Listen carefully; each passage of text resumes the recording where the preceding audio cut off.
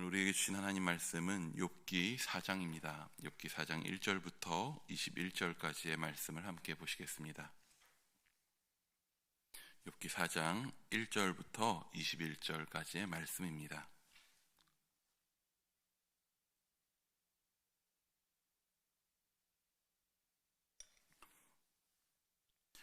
욥기 4장 1절부터 21절까지의 말씀을 우리 한 절씩 교독하도록 하겠습니다. 대만 사람 엘리바스가 대답하여 이르되 누가 내게 말하면 내가 실증을 내겠느냐? 누가 참고 말하지 아니하겠느냐? 보라, 전에 내가 여러 사람을 훈계하였고 손이 늘어진 자를 강하게 하였고 말로 붙들어 주었고 무릎이 약한 자를 강하게 하였거늘 이제 이 일이 내게 이름에 내가 힘들어하고 이 일이 내게 닥침에 내가 놀라는구나. 내 자랑이 아니냐, 내 소망이 내 온전한 길이 아니냐. 생각하여 보라, 죄 없이 망한 자가 누구인가? 정직한 자의 끊어짐이 어디 있는가? 보면 대학을 바깔고 독을 뿌리는 자는 그대로 거두나니 다 하나님의 입 가운데 입 기운에 멸망하고 그의 콧김에 사라지느니라.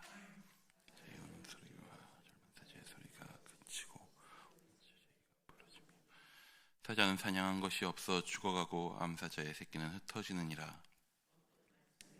가만히 이르고 그 가난한 소리가 내게 들렸었나니 사람이 깊이 잠들 즈음 내가 그 밤에 본 환상으로 말미암아 생각이 번거로울 때에 모든 뼈마디가 흔들렸느니라. 그때의 영이 내 앞으로 지나매 내 몸에 털이 쭈뼛하였느니라.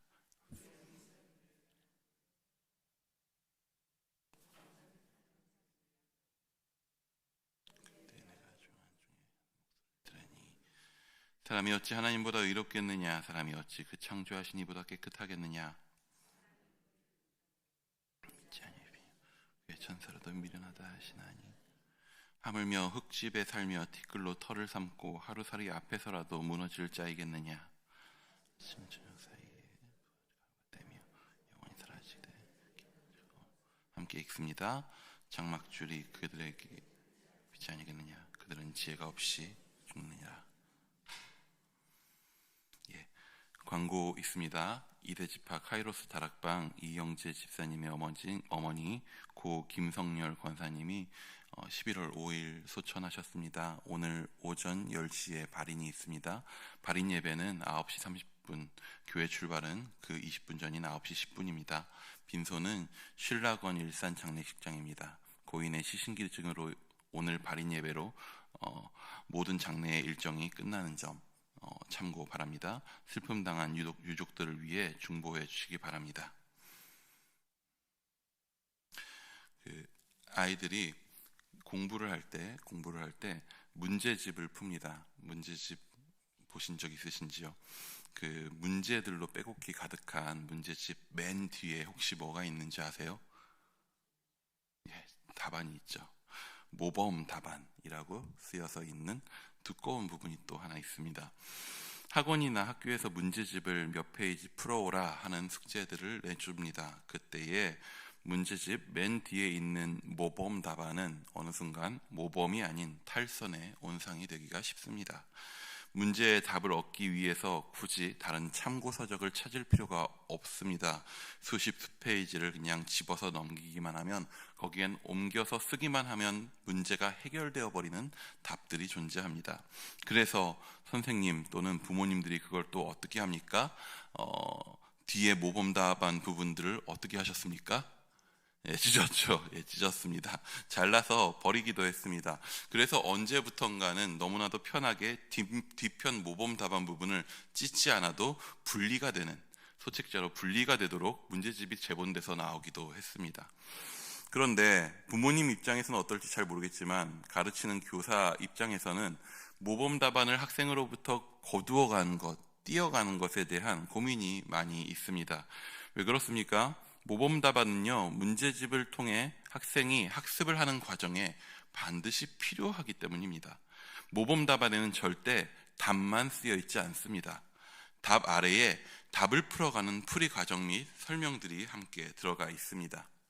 모범 답안은 맞고 틀리고를 채점하는 수단임과 동시에 그것을 넘어서 어떻게 하면 맞는 가정에 이를 수 있는가라고 하는 것 또한 설명해 줍니다. 그래서 모범 답안이 두꺼울수록 설명이 참 많고 좋은 문제집일 수도 있는 것이죠. 이번에 욥기의 말씀을 준비하면서 욥기가 참 모범 답안 같다라는 생각이 들었습니다. 그것도 하나의 올바른 답에 이르기 위해서 수많은 오답에 이르는 영역까지 어떻게 오답에 또 이를 수 있게 되는가라고 하는 것까지도 보여주고 그것을 비판하면서 거의 논문에 가까운 모범 답안 같구나라는 생각이 좀 들었습니다. 그렇게 볼 때에 욥기 1에서 2장은 출제된 문제와 동시에 답안 맨 위에 기재되어 있는 정답의 부분과 같다라고 할 수 있습니다. 욥은요 오늘 말도 안 되는 수준의 어려운 문제를 맞이하게 됐습니다. 그런데 그럼에도 불구하고 그 문제 앞에서도 문제 속에서도 하나님을 욕하지 않았고 하나님을 경외하는 것을 포기하지 않았습니다. 어찌 보면 하나님을 경외하는 것을 포기하지 않는 것, 하나님을 경외함으로 그 자리에 머무르는 것이 어찌 보면 욥기 전체에 있어서 인간이 할 수 있는 정답을 이미 보여준 것과 같습니다. 하지만 그 정답에 이르는 과정은 절대 쉽지 않습니다. 욥의 대답과 행동은 정답입니다. 하지만 우리는 이 답이 옳다는 것은 알아도 이 답을 쉽게 끌어낼 수는 없습니다. 왜 그렇습니까? 답만 아는 것은 문제를 풀어내는 것에 거의 도움이 되지 않기 때문입니다. 모범 답안을 펼쳐서 그 정답만을 문제지에 베껴 넣는 식으로 그런 식으로 숙제를 하는 사람은 평생 동안 그 문제를 풀지 못합니다. 푸는 척만 할 수 있죠. 3장부터는 본격적인 풀이 과정이 이제 나옵니다. 정답을 보여준 욥의 그 마음속에 있는 그 안에 있던 답답함과 고통의 소리가 터져나오기 시작합니다. 진짜 문제집들의 그 풀이 과정에서 나온 것처럼 도대체 왜 이런 일이 왜 이렇게 되었는가라고 하는 것들에 대한 질문이 반복적으로 계속됩니다. 그 질문들에 대한 궁극적인 풀이 과정은 사실 욥기 거의 맨 뒤에 가서 하나님의 등장을 통해 제시될 것입니다. 그 전에 욥기는 이 문제의 풀이 과정 중에서 잘못된 것들을 먼저 좀 제시합니다. 이 문제에 접근할 때에 쓰면 안 되는 공식을 보여주고 그것이 왜 틀렸는지를 보여주는 것이죠. 그 틀린 공식을 제시하는 역할을 하는 이들이 바로 욥의 세 친구들입니다. 오늘 엘리바스는 그 첫 번째로 인과응보라고 하는 공식을 들고 나옵니다. 인과응보의 공식은 인류 역사 속에서 수많은 윤리와 종교에서 독보적인 위치를 차지하는 공식입니다. 우리가 선을 행하고 악을 멀리해야 하는 이유를 너무나도 직관적으로 쉽게 그리고 명령적으로 이해할 수 있도록 해줍니다. 4장에 나온 엘리바스의 말들은 장황해 보이지만 사실 내용은 정말 간단합니다. 네가 당한 이 일은 너의 죄 때문이다. 이것입니다. 좀 더 길게 하면 과거 실패한 자들에게 가르침을 주더니 이젠 네가 실패한 자가 되어 허둥대고 있고 과거 사자와 같았던 너와 너의 집안은 힘을 잃고 흩어져 버렸다. 내가 과거 환상 중에도 계시를 받았는데 어차피 사람은 하나님 앞에 인간은 허물 가득한 먼지 같은 존재일 뿐이다. 죄 때문이다. 네가 잘못했기 때문이다. 인과응보의 공식은 인생 전체를 한눈에 내려다보고 접근하는 방식에는 옳을 때가 있습니다. 혹은 인생 전체와 내세까지의 시야를 넓히면 적용하기 굉장히 좋아지는 공식입니다. 성경에서도 잠언은 지혜를 다루면서 이러한 인과응보의 공식을 말하는 경우가 많습니다. 잠언 자체가 사건과 사례를 다루기보다는 인생 전체를 놓고 눈앞에 펼쳐놓고 어떠한 요소들에 대해서 접근하기 때문에 인과응보적인 접근을 하고 있는 것이죠. 하지만 그런 인생에 대한 거시적인 접근 말고 좀 더 세분화된 미시적인 접근을 하려고 할 때 인과응보의 공식은 거의 실패하기 쉬운 공식입니다. 왜 그렇습니까? 그것은 오늘 앞에서 이야기했었던 풀이 과정이라는 말과도 맞닿아 있습니다. 얼마 전에 너무나도 마음에 와닿는 시를 하나 듣게 되었습니다. 마종하 시인의 딸을 위한 시라는 시입니다. 이런 시입니다. 제가 읊어드리겠습니다. 한 시인이 딸에게 말했다. 착한 사람도 공부 잘하는 사람도 다 말고 관찰을 잘하는 사람이 되라고. 겨울 창가에 양파는 어떻게 뿌리를 내리며 사람은 언제 웃고 언제 우는지를, 오늘은 학교에 가서 도시락을 안 싸온 아이가 누구인지를 살펴서 함께 나누어 먹으라고. 착한 사람이 되라 라고 하는 말은 굉장히 거시적인 답이죠. 착한 사람이 되면 복받고 나쁜 사람이 되면 벌받는다 라고 하는 말만을 듣고 착한 사람이 되려 한다면 그 방식에 집착하는 사람은 착한 척하는 사람이 될 가능성이 높지 착한 사람이 되긴 어렵습니다. 관찰을 잘하는 사람이 되라 라고 말한 것은 착한 사람, 선을 살아내는 사람이 되는 과정에 있어서 매우 중요한 덕목이 관찰하는 행동이기 때문입니다. 누군가를 볼 줄 모르는 사람, 누군가의 어려움을 살필 줄 모르는 사람, 삶이 어떻게 돌아가는지에 대한 깊은 공감을 갖지 않는 사람은 결코 선을 행할 수 없다라고 하는 것이죠. 그 전체를 말해줄 수는 없지만 그 과정에 있어서 중요한 것이 제시되고 그 과정들을 하나씩 따라가야 하는 것이죠. 엘리바스는 욥의 고난이 삶의 과정 속에 있다라고 하는 사실을 오늘 간과하고 있는 것입니다. 욥의 인생을 실패한 것으로 단정짓고 그 원인을 욥의 죄에서 찾고 있으며 답을 찾아 한탄하고 있는 그 문제 가운데서 씨름하고 있는 욥이 이 문제에 대한 열정을 도리어 잃어버리게 만드는 답을 주고 있는 것이죠. 이것은 마치 뭐냐면 지금 감옥에 요셉이 갇혀 있습니다. 요셉이 갇혀 있는데 요셉에게 와서 야, 네가 억울한 일을 당하긴 했지. 하지만 결국 네가 뭔가 잘못을 했기 때문에 이렇게 된 거야. 라고 말한 것과 같고요. 이삭을 바치러 산에 오르는 아브라함에게 가서 야, 도대체 당신은 얼마나 큰 잘못을 저질렀길래 하나님의 아들을 바치라고까지 하십니까? 라고 말하는 것과 같은 것이죠. 아닙니다. 이것은요, 답이 아닙니다. 아직 답을 내어서는 안 되는 거죠. 삶이라고 하는 것은 풀이 과정과 같습니다. 하나님이 우리 삶에 보여주실 답을 향해서 한 걸음씩 걸어가는 풀이 과정인 것입니다. 요셉은 자신에게 꿈 해석을 요청했었던 관원장들에게 이런 이야기를 합니다. 해석은 하나님께 있지 아니하나이까? 해석은 하나님께 있지 아니하나이까? 요셉이 감옥에 있을 때 관원장들에게 한 말입니다. 요셉이 감옥 안에 갇혀 있을 때 그 삶은 어떻게 보면 끝장난 거 아니겠습니까? 그가 어릴 때 꾸었었던 그 꿈, 해와 달과 12별이 11별이 자신에게 절했었던 그 꿈, 형들이 세웠었던 볕단이 자신에게 절했었던 그 꿈은 지금 말을 꺼낼 수도 없는 그런 상황이지 않습니까? 어떻게 보면 그 꿈 때문에 인생이 망하지 않았습니까? 근데 그 꿈에 대한 해석이, 그 꿈은 이미 요셉의 머릿속에서 잊혀졌을지도 모르지만 자신의 인생에 대한 해석이 여전히 누구에게 있다라고 고백하는 것입니까? 하나님에게 있다라고 이야기하는 것이죠. 나의 인생의 해석은 여전히 하나님 안에서 이루어지고 있다. 누가 봐도 실패한 인생인 자신의 삶 또한 여전히 하나님의 해석 과정으로 보고 있는 것입니다. 사실 엘리바스의 그 마음이 이해가 안 가는 것은 아니죠. 친한 친구의 처참한 상황과 그 모습을 엘리바스가 옆에서 묵묵히 일주일을 보았습니다.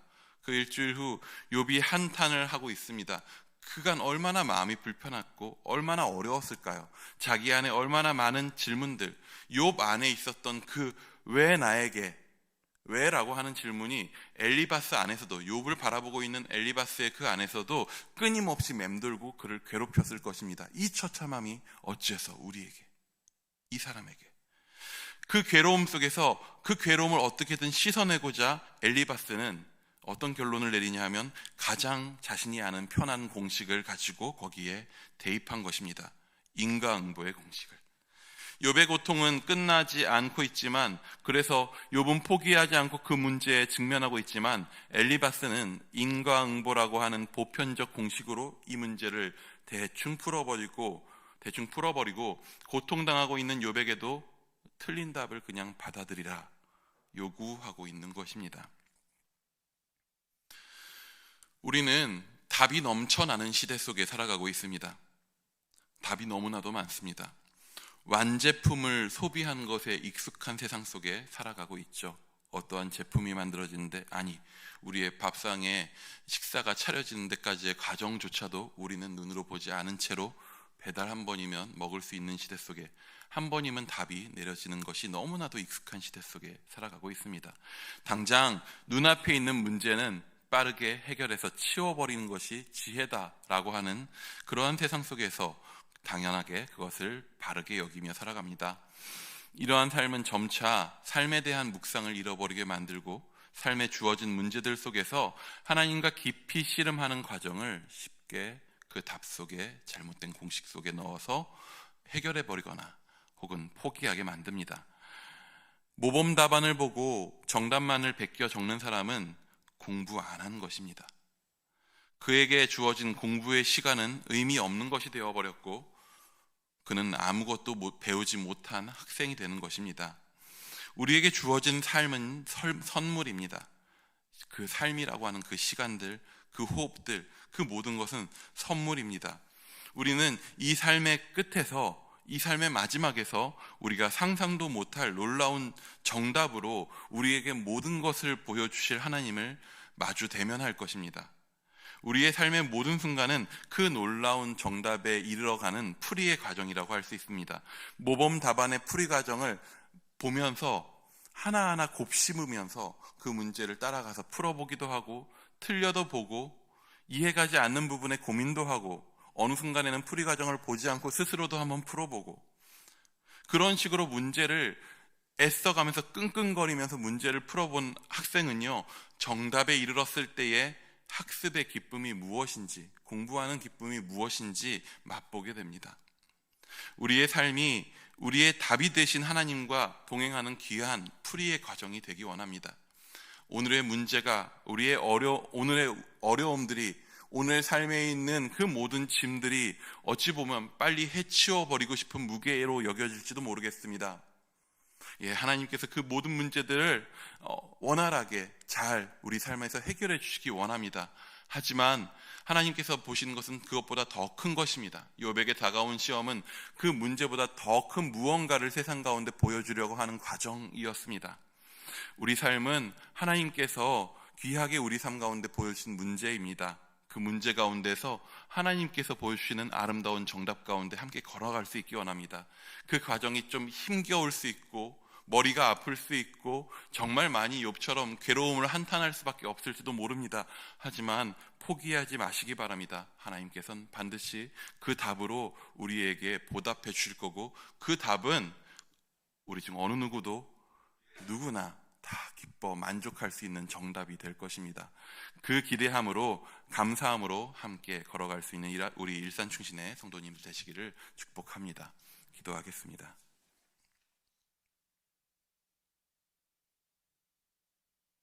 우리의 답이 되시는 주님, 하지만 우리의 삶은 답이 보이지 않는 삶입니다.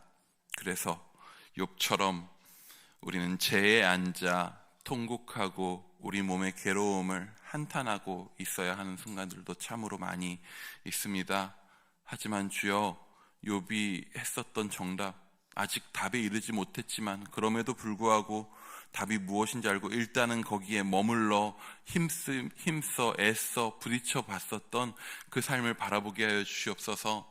주님을 욕하지도 않고 원망하며 그냥 스스로 죽지도 않았습니다. 주여, 욥이 포기하지 않았던 것처럼 우리의 삶 가운데 수많은 문제들 가운데서 우리도 포기하지 않게 하여 주시옵고, 그 문제 가운데서 우리의 삶을 이끄시고 우리의 삶을 해석하시고 그 풀이의 과정 가운데로 우리를 초청하시는 하나님과 결국에 그 정답으로 우리 가운데 기쁨을 주신 아버지와 함께 오늘의 모든 문제들 가운데 함께 걸어갈 수 있도록 주님, 우리를 붙들어 주시옵소서. 우리에게 믿음을 더하여 주시옵소서. 주님께서 함께하여 주실 줄 믿사오며 살아계신 예수 그리스도의 이름으로 기도드립니다. 아멘.